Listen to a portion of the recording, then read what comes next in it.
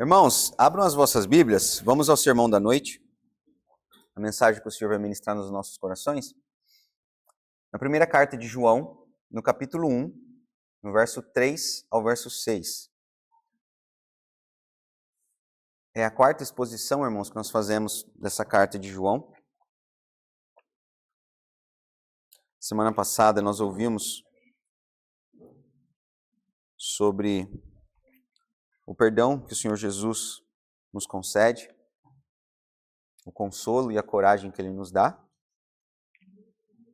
E hoje vamos dar continuidade. Primeira carta de João, no capítulo 1, no verso 3 a 6.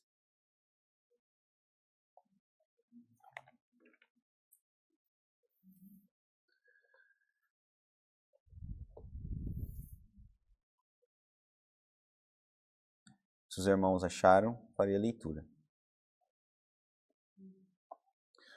Ora, sabemos que o temos conhecido por isto, se guardamos os seus mandamentos.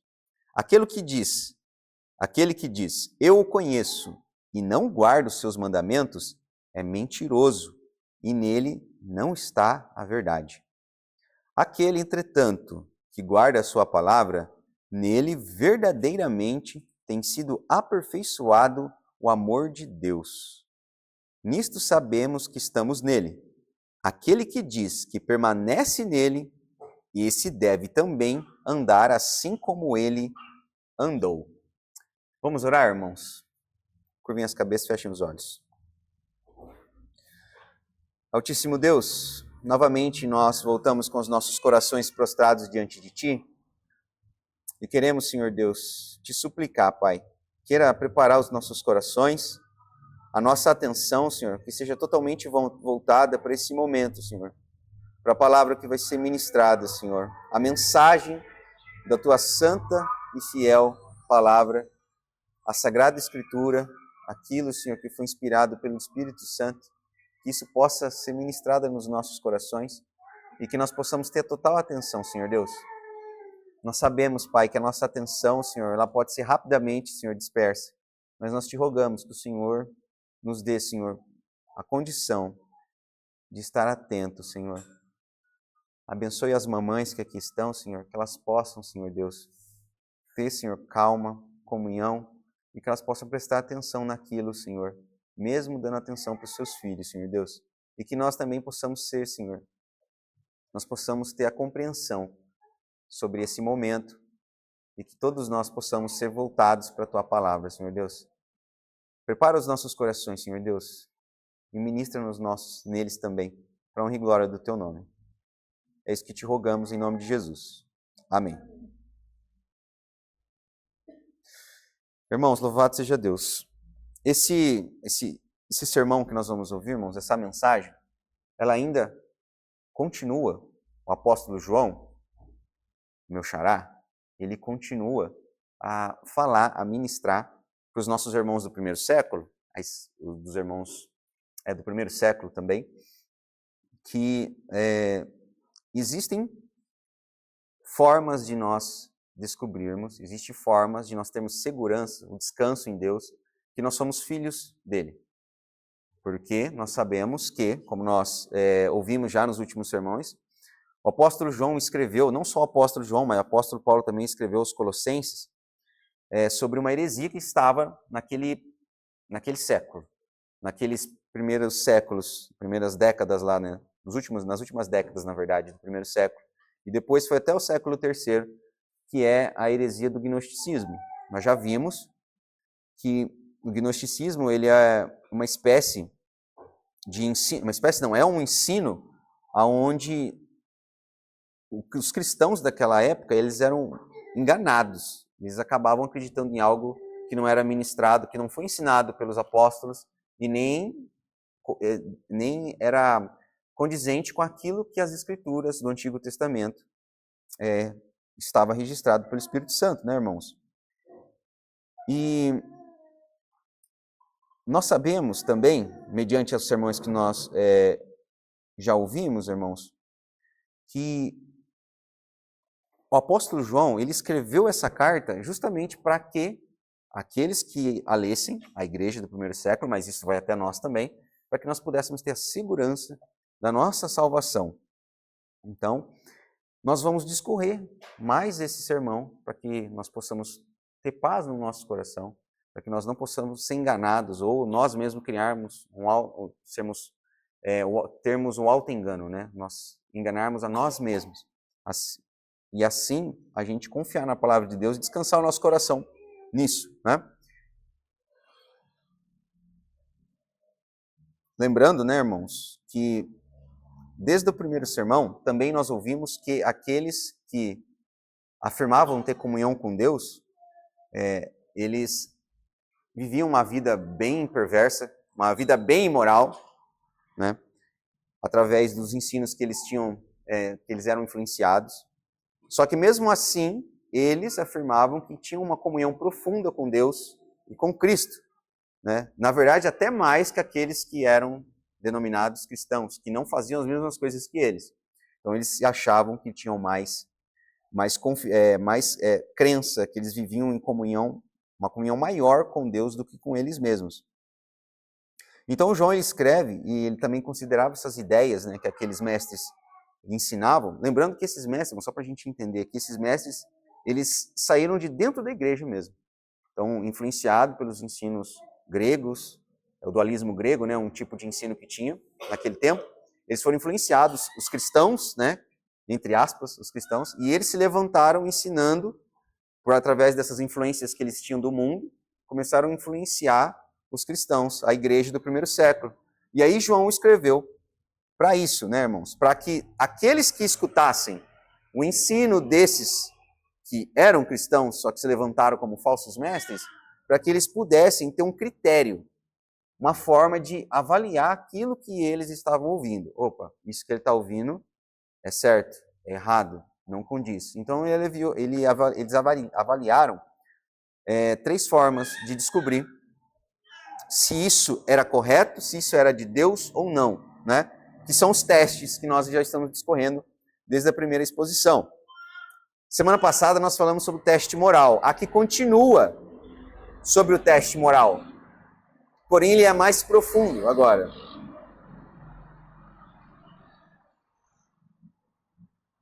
O primeiro problema, irmãos, que nós temos que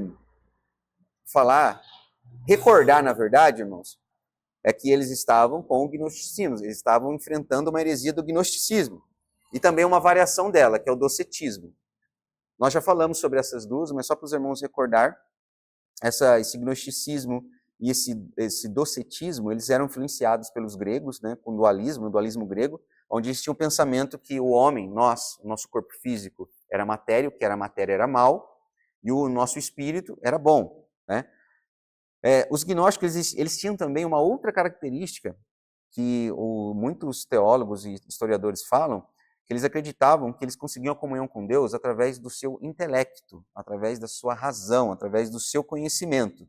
Então, os falsos mestres dos gnosticismos, que eram cristãos, que eles se levantaram no meio da igreja, eles desprezavam aqueles que correspondiam ao ensino dos apóstolos. Então, tudo aquilo que os apóstolos ensinavam, através do que Cristo deu a eles para que eles ensinassem, eles desprezavam aqueles ensinos. Então, eles não seguiam aquilo que os apóstolos tinham escritos, né? Principalmente o apóstolo Paulo, Pedro e Tiago também escreveu. E dos ensinos do Antigo Testamento também, lembrando, né? E assim eles estavam se julgando pelo seu conhecimento superiores a eles. Então eles faziam assim: enquanto vocês, cristãos, têm fé, nós, que somos cristãos também, nós temos o conhecimento, nós temos o intelecto. Então por isso nós temos uma comunhão maior com Deus. Então o gnosticismo ele defendia a supremacia do conhecimento. Os gnósticos ele tinham um traço, então, comum, uma característica. Eles eram ávidos por conhecimento. Através disso, eles tinham a comunhão com Deus. Isso é influência grega, irmãos, naquela época.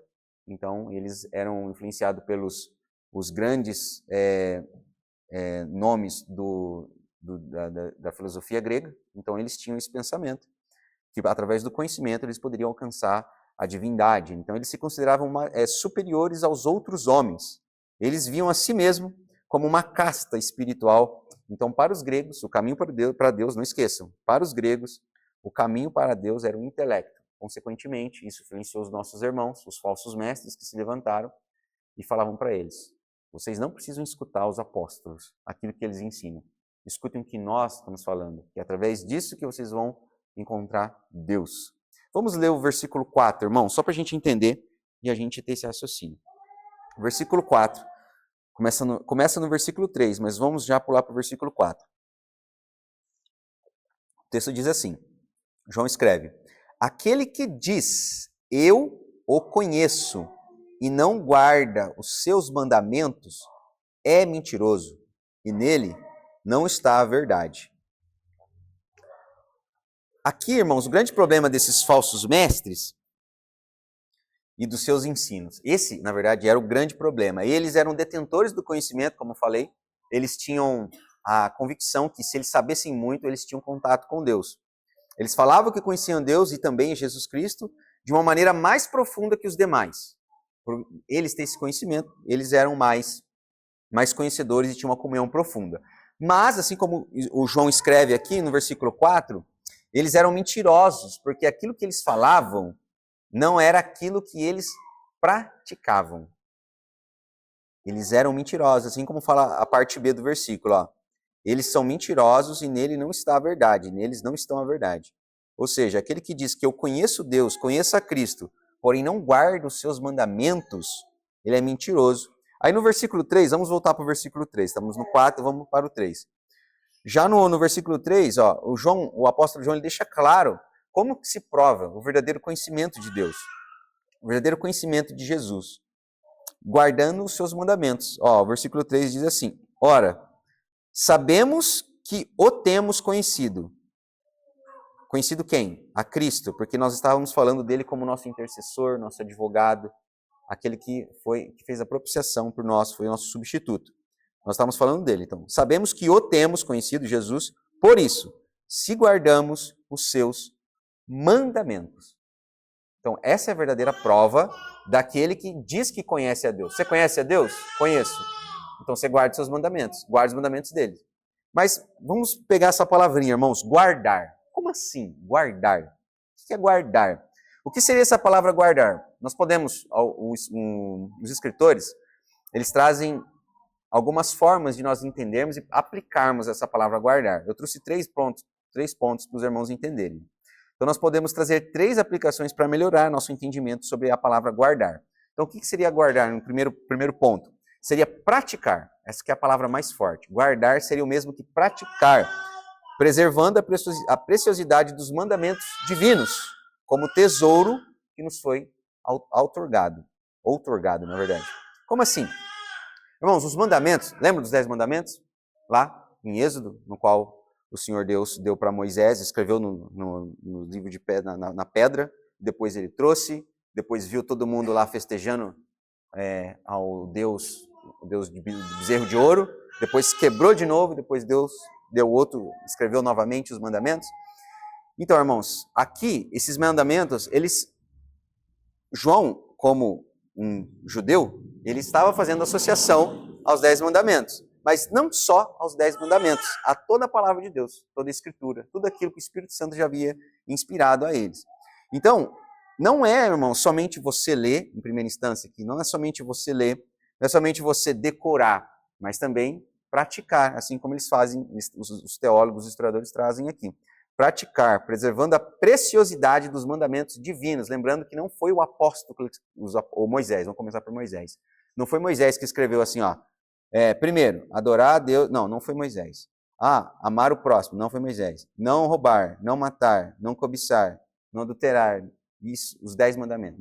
Não foi Moisés que escreveu, nem tampouco os apóstolos. Quem escreveu esses mandamentos?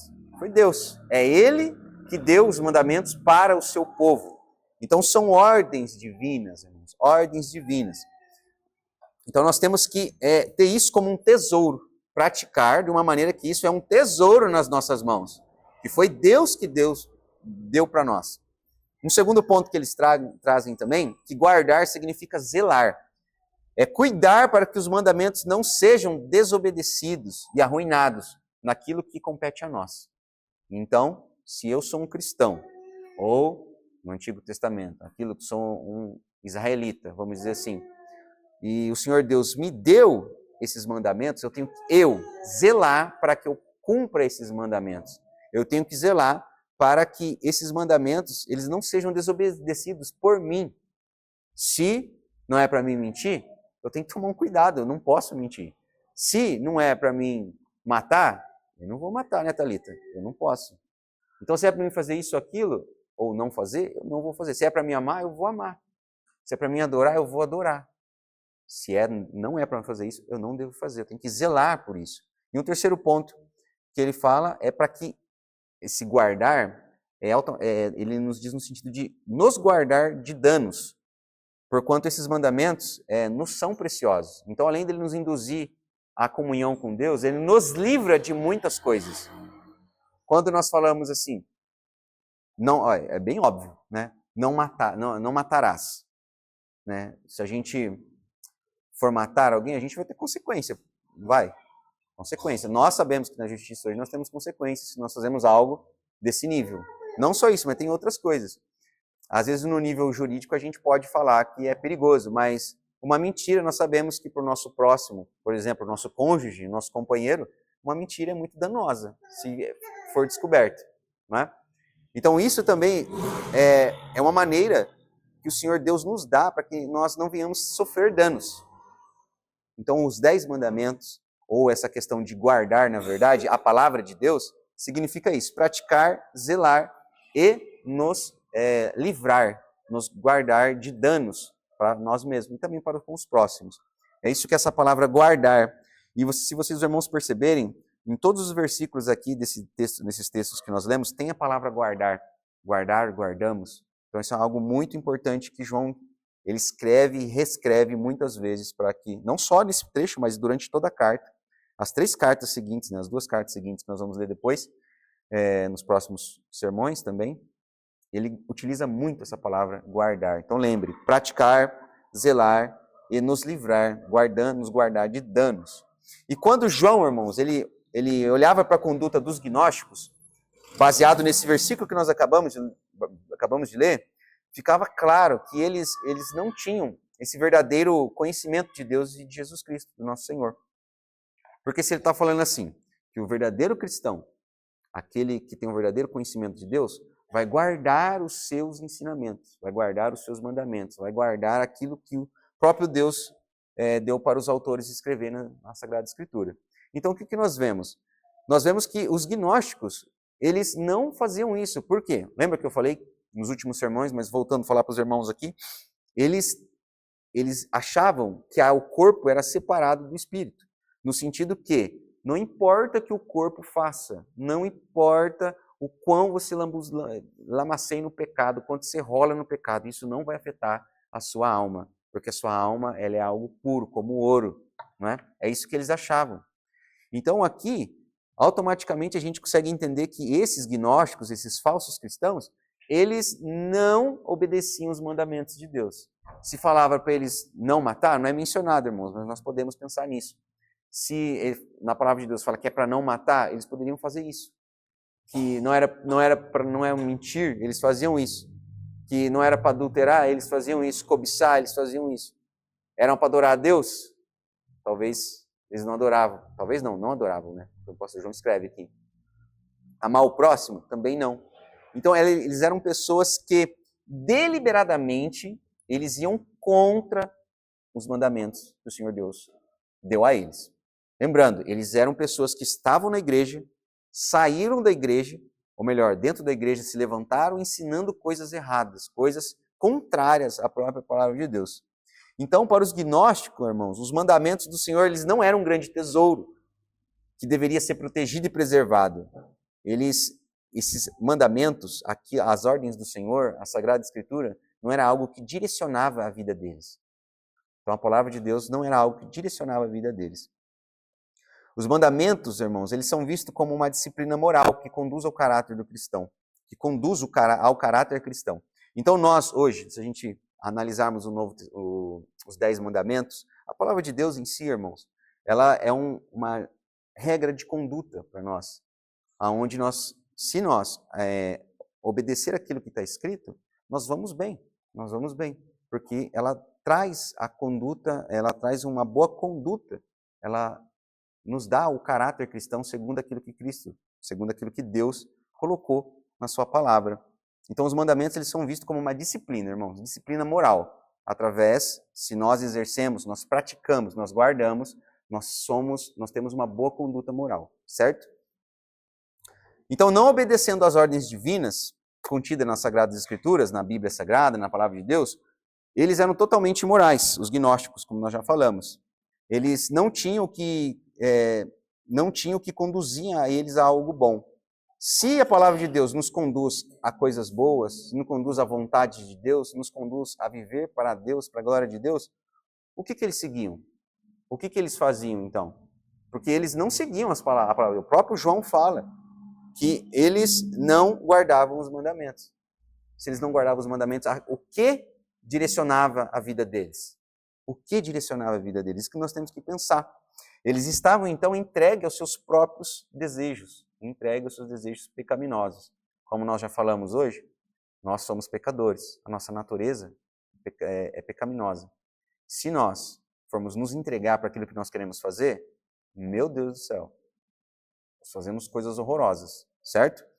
Então, se não tem algo para conduzir algo que nos conduz a uma disciplina, que vai nos moldando, irmãos, nós vamos ser entregues aos nossos próprios desejos. Nós vamos criar um próprio meio de nos guiar nessa terra.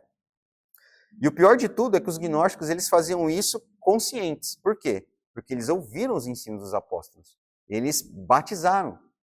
Porque o Senhor Jesus deu aos apóstolos, eles ensinaram apóstolos para que eles pregassem o evangelho. E se eles crescem, fossem batizados. Aqui, João escreve para os cristãos que confessaram a Cristo, certo? Só que ele fala lá no capítulo 3, mais para frente, que eram os próprios irmãos que confessaram Cristo e batizaram. Eles se levantaram no meio da igreja e começaram a ensinar esses tipos de heresias horrorosas. E aí, irmãos, eles faziam, o que deixa mais complicada a situação deles é que eles faziam isso conscientes. Eles sabiam do caminho. Eles sabiam que deveriam fazer aquilo que os mandamentos de Deus deu para eles nos 10 mandamentos. Então eles faziam isso totalmente conscientes disso, na verdade. Então, diante dessa conduta dos gnósticos, pecando deliberadamente, nós podemos afirmar, irmãos, que assim como João disse, né, o conhecimento deles era de não um Deus verdadeiro, mas de um Deus falso. Então eles diziam assim, no versículo 4, aquele que diz, João parafraseando eles, eu conheço a Deus. Só que daí João fala, mas esse aí não guarda os mandamentos? Esse aí é mentiroso, e nele não está a verdade. E qual que era a fala dos gnósticos? Não, eu conheço o Deus verdadeiro. Através do Deus verdadeiro, através do conhecimento você vai alcançar o Deus verdadeiro. Através dessas práticas você conhece, você tem acesso a Deus, a Cristo, o verdadeiro, a comunhão verdadeira com Ele. Só que João fala, eles têm acesso sim a um Deus, mas a um Deus falso, não um Deus verdadeiro. E agora, irmão, se nós formos jogar para o nosso dia a dia, trazendo para os nossos problemas, nós podemos fazer uma reflexão. Lembrando que os gnósticos, eles pecavam deliberadamente. Então, eles tinham um conhecimento, mas um conhecimento de um Deus falso. Eles mesmos criaram isso para eles. Então, mediante a sua obediência, mediante a obediência que você tem, você que está me ouvindo, você pode também estar adorando um Deus falso, um Jesus que não é da Bíblia. Então, como nós podemos entender isso? Então, mediante a sua obediência. Irmãos, pela misericórdia de Deus, nós ouvimos a mensagem da salvação toda semana. Nós estamos aqui no culto. Semana passada vocês ouviram. Hoje vocês estão ouvindo, né? Vocês também têm acesso a livros. Vocês podem ler livros, podem ouvir áudios, podem ouvir pregações de pastores famosos, pastores que arrastam audiências aí, pastores renomados, né? Usados por Deus. Isso é tudo uma bênção, louvado seja Deus, é uma bênção.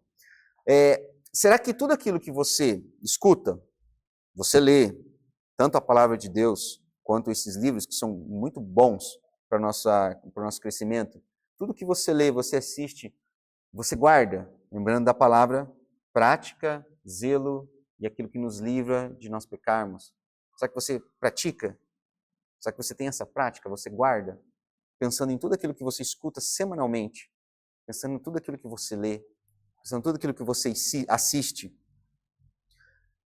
Você guarda? Ou você está fazendo, ou nós estamos fazendo, que nem os gnósticos. Eles enchiam o peito, né? E falavam para eles assim, ó, eu sou cristão, eu estou no caminho do Deus verdadeiro. Vem aqui que eu vou te mostrar. É isso, isso e isso que você deve fazer. Nós fazemos isso? Nós enchemos o peito, né? Enchemos o peito de ar para falar que nós somos cristãos verdadeiros? Isso é aquilo que os gnósticos faziam. Eles tinham também acesso, ao próprio apóstolo de Cristo. Eles tinham. E enchiam o peito e falavam que eles tinham verdadeira comunhão, mas não é isso que o apóstolo diz aqui para nós. Irmãos, o pior dos enganos é o auto-engano, assim como foi falado no início. Há aqueles que estão certos de que conhecem a Deus, mas estão enganados. Eles são mentirosos. Por quê? Porque sua vida está plantada numa areia movediça, onde essa areia movediça, ela é a areia movediça da inconsistência moral. Olha que palavra difícil, inconsistência moral. Por que consistência moral, irmãos? Lembrando que, como nós falamos nos 10 mandamentos aqui, ela é uma disciplina moral, a partir daquilo que Deus nos dá para que nós possamos seguir e ter uma conduta cristã, uma boa conduta, né? Se nós não obedecemos, não temos nem prazer, nem ouvimos, nem queremos ouvir aquilo que Deus deu na sua palavra, a partir dos 10 mandamentos e toda ela também, nós vamos ter uma inconsistência. Por quê? Às vezes nós vamos fazer coisas boas, mas na grande maioria das vezes nós vamos fazer coisas erradas, coisas que são totalmente aquilo que Deus fala para não fazer. Então nós vamos ter uma inconsistência moral. E isso, irmãos, é o pior dos enganos. Você falar que você é cristão, você falar que conhece Deus, você falar que conhece Jesus. Só que, na verdade, isso não passa de um conhecimento intelectual, isso não passa de um conhecimento onde você só traz os olhos para si. É um ego, um egocentrismo. Não, eu já li a Bíblia 5 vezes. Nossa, então esse cara é crente demais, então. Pode ser que eu oro muitas vezes. Eu já li, se você for na minha casa lá, tem um livro do teto ao chão, uma estante do teto ao chão de bíblias, de livros sobre a Bíblia, de livros que falam sobre conduta, tudo. Eu já fui em todas as conferências possíveis de cristãos. Só esse ano eu já fui 12 vezes em palestras ou conferências cristãs. Tudo bem, isso é muito válido. Mas a questão é, você guarda isso? Guarda no sentido de, você pratica isso? Você faz isso acontecer? Você exerce aquilo que está sendo ensinado, aquilo que você está escutando? Ou você é que nem um gnóstico, você só enche o peito e fala que fez aquilo, mas na verdade é um mentiroso, não fez nada. Então, irmãos, isso é um grande perigo que todos nós estamos sujeitos. Todos nós estamos sujeitos. Então, muitos, de verdade, estão cheios de uma vida intelectual, de um Cristo professado pela boca, mas não pelas suas ações. Vamos lembrar, irmãos, o que o Senhor Jesus disse em Mateus, no capítulo 7, no versículo 20. Ele diz assim, portanto, o Senhor Jesus disse, pelos seus frutos os conhecereis. Pelos seus frutos conhecereis. Então não significa que você, uma enciclopédia ambulante, milhões de livros, decorou a Bíblia já, mas se você não praticar aquilo que a palavra de Deus nos diz, nos orienta, de nada vale. Você é uma árvore bonita, bela, só que não produz fruto. Entende, irmãos? Isso é um grande problema, porque isso é um auto-engano. Você pode olhar para si mesmo e achar que está tudo ok, mas na verdade não está. Não está. Aqui o apóstolo João, irmãos, ele escreve algo que é de suma importância para a segurança própria da igreja, para que eles não sejam enganados sobre si mesmos. Então ele escreve isso para que os nossos irmãos do primeiro século e também dos séculos seguintes, eles dizem assim, se você acredita que você é um cristão, toma atento, viu? Você tem que fazer isso, isso e aquilo. Você está fazendo isso? Tô. Opa, louvado seja Deus. Então você é um verdadeiro cristão. Descanse seu coração. Mas se você não estiver fazendo, tome cuidado. Tome cuidado. E é isso que o João escreve essa carta, para nós termos segurança. Preste atenção naquilo que você está fazendo. Vamos ler o versículo 5, irmãos. Versículo 5 diz assim, aquele, entretanto, que guarda a sua palavra, nele verdadeiramente tem sido aperfeiçoado o amor de Deus. Olha que bonito, né? aquele que guarda, novamente, aquele que guarda a sua palavra, ou seja, aquele que pratica a sua palavra, nele verdadeiramente tem sido aperfeiçoado o amor de Deus. Então, irmãos, a gente pode resumir por esse simples versículo que aqueles que obedecem a sua palavra, eles conhecem verdadeiramente a Cristo, conhecem verdadeiramente o Deus Todo-Poderoso, aquele que nós falamos, que recitamos no credo. João, então, ele começa dizendo no versículo 5 que aquele que guarda, ou seja, aquele que pratica, aquele que zela dos mandamentos de Deus, sobre sua palavra no geral, esse tem sido aperfeiçoado pelo amor de Deus. O que seria aperfeiçoado pelo amor de Deus? João utiliza essa sentença, irmãos, em alguns momentos aqui na sua carta. Essa primeira carta de João, ele fala amor de Deus em alguns pontos, só que em todos esses pontos ele diz coisas diferentes utilizando a mesma palavra. Vamos entender, No capítulo 3 dessa carta, no versículo 17, está escrito assim: Ora, aquele que possui recursos deste mundo e vira seu irmão padecer necessidade e fechar-lhe seu coração, como pode permanecer nele o amor de Deus?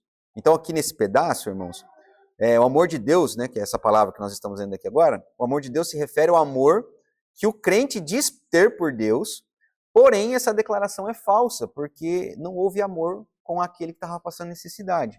Então, o primeiro ponto que João escreve aqui, esse amor de Deus é um amor relacionado a Deus, porém é uma coisa falsa, porque ele não ama o seu irmão. Então, quem não ama seu irmão, não ama a Deus. Aí no capítulo 4, no versículo 9, ele diz também essa mesma coisa, amor de Deus. Ele faz assim, no capítulo 4, versículo 9. Nisto se manifestou o amor de Deus em nós, em haver Deus enviado seu Filho unigênito ao mundo para vivermos por meio dele.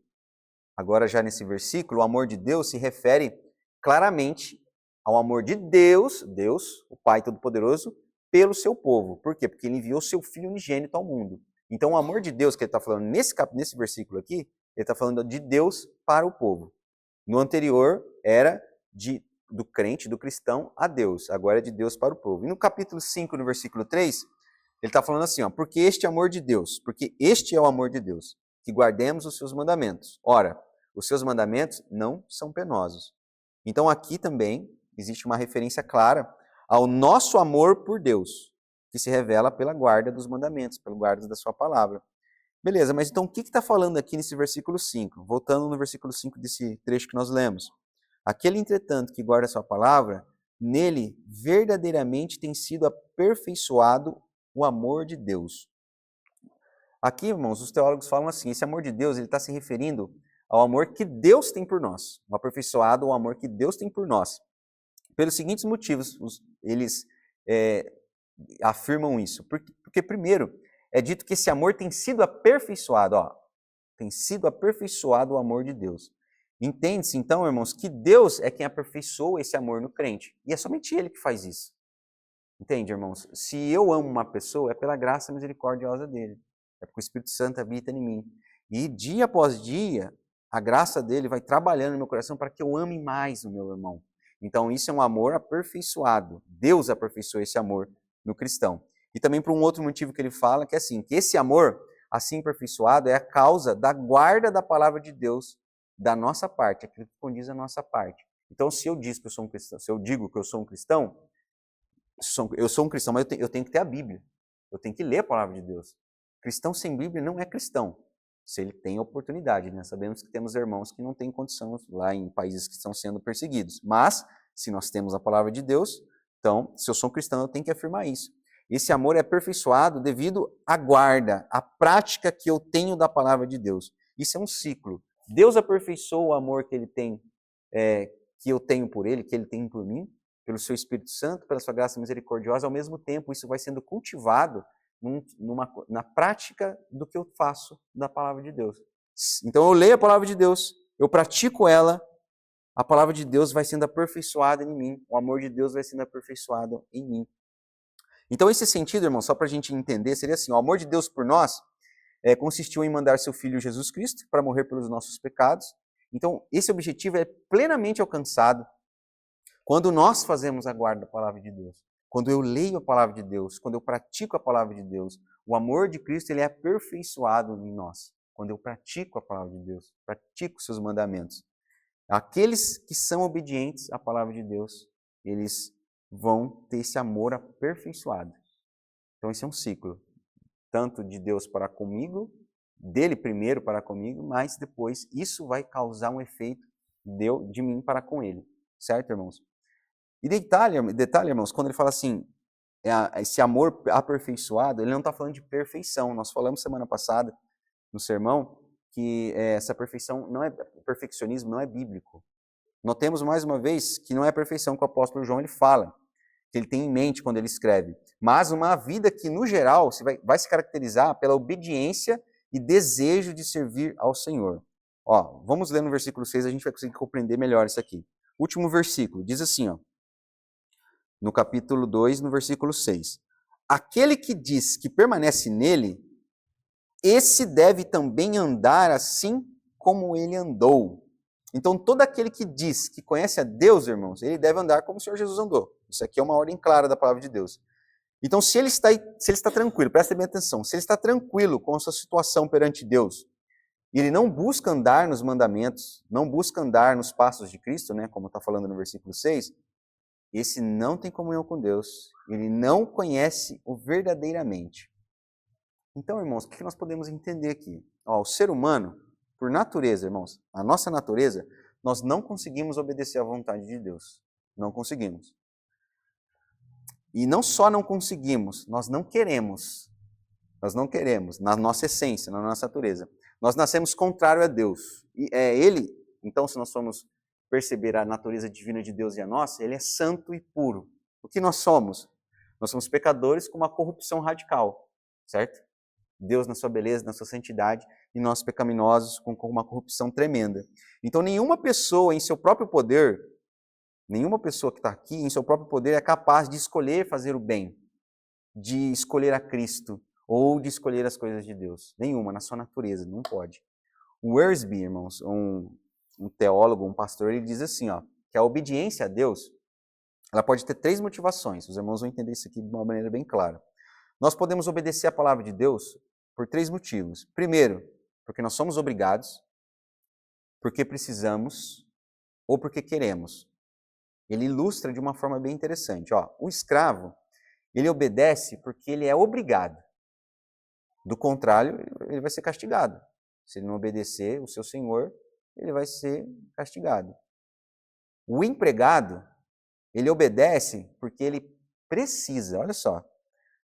Ele pode não gostar do seu trabalho, mas certamente ele gosta de receber o salário no final do mês. Né? Todos aqui que trabalham, pode ser que passam por isso. Ele precisa obedecer, nós precisamos obedecer, pois nós temos uma família a quem nós precisamos alimentar e vestir, certo?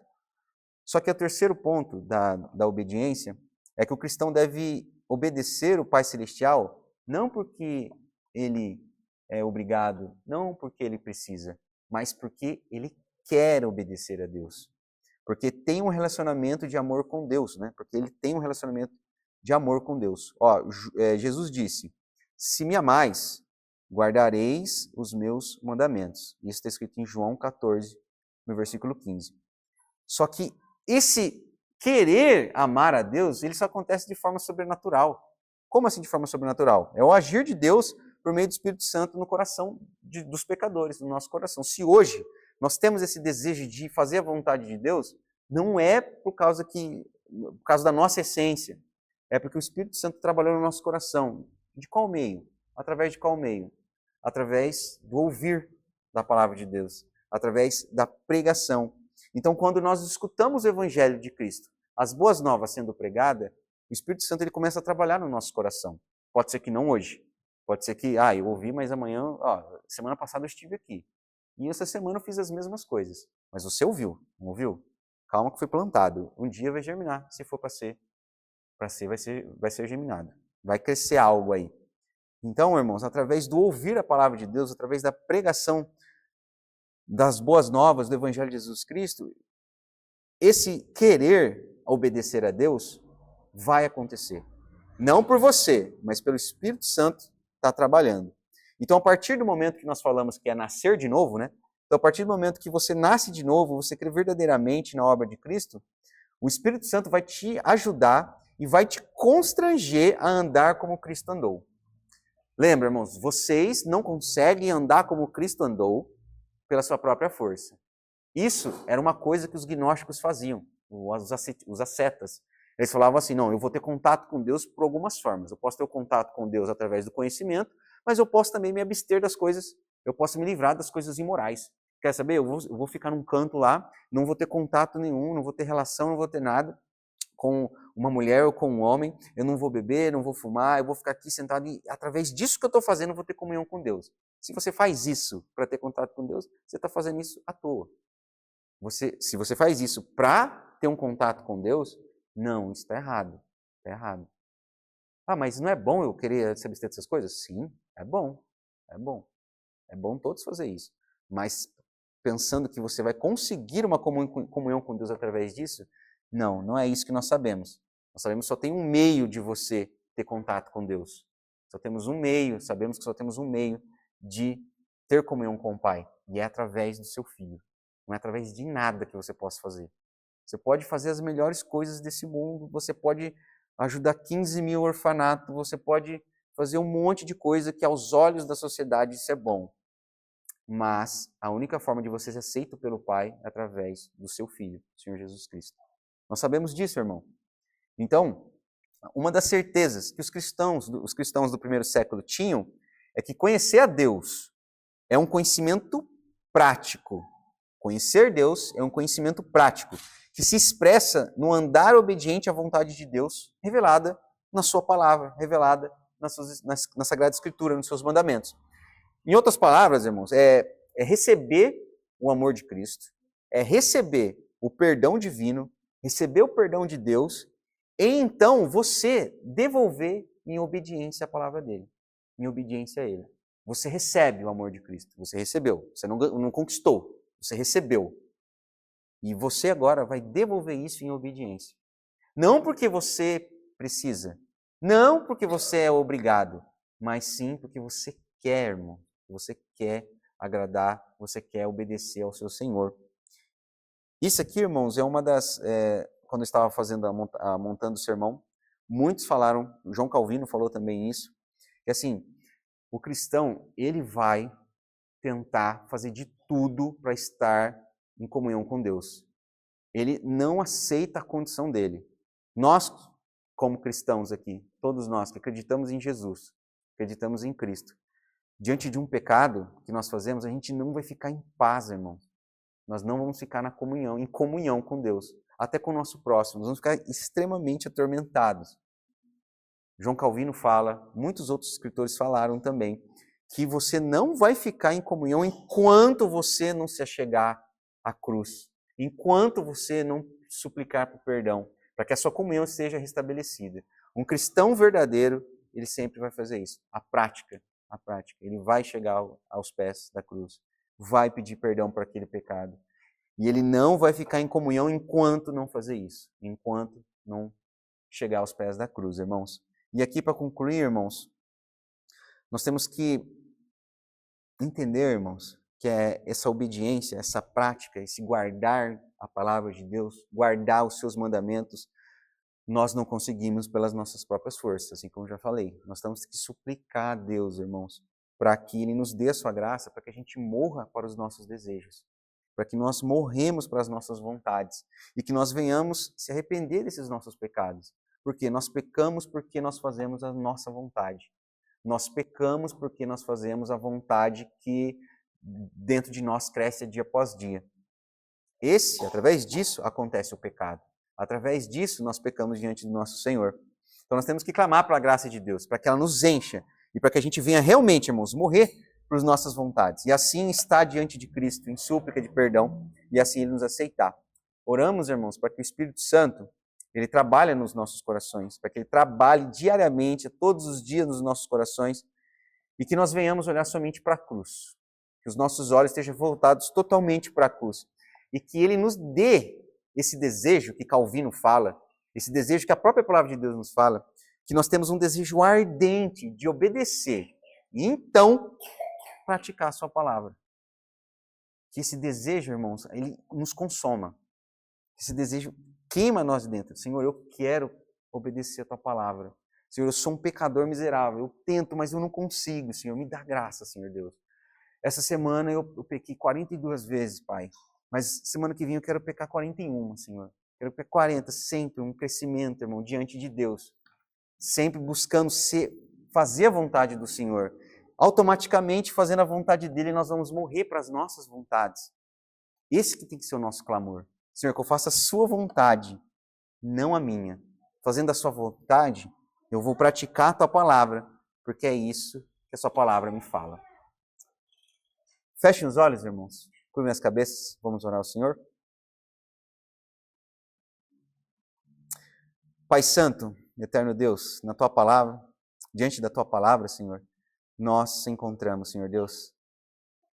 Senhor Deus, a tua palavra nos fala, a tua palavra nos falou, Senhor.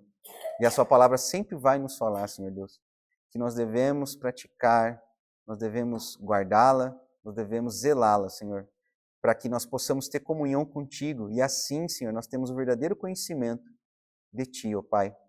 Senhor Deus, nós te rogamos que essa palavra, Senhor, crave nos nossos corações, mas que não fique somente na nossa consciência, Senhor, que ela possa, Senhor, fluir pelo nosso corpo, pelas nossas mãos, pela nossa prática diária, Senhor Deus. Que nós venhamos fazer o bem para o nosso próximo, que venhamos, Senhor, aguardar os seus mandamentos e ser obedientes à tua santa palavra, Senhor Deus. Nós sabemos, Senhor, e nós confessamos que nós não conseguimos, Senhor Deus. Mas nós clamamos, Senhor, que o teu Espírito Santo crie um desejo, Senhor. Assim como o rei Davi diz, Senhor, no Salmo, crie, Senhor, um espírito inabalável, Senhor, um espírito para fazer a tua vontade, Senhor Deus. É isso que nós desejamos, embora pecadores, embora falhos, Senhor Deus. Nós te rogamos, Pai, que essa palavra encontre os nossos corações, um local no nosso coração, e que ela, Senhor, possa dar fruto, Senhor Deus. Que nós possamos dar fruto com aquilo que nós ouvimos, com aquilo que nós cantamos, e com aquilo que nós, Senhor, ouvimos nessa noite, Senhor Deus. É isso que te rogamos, Pai, em nome de Jesus. Amém.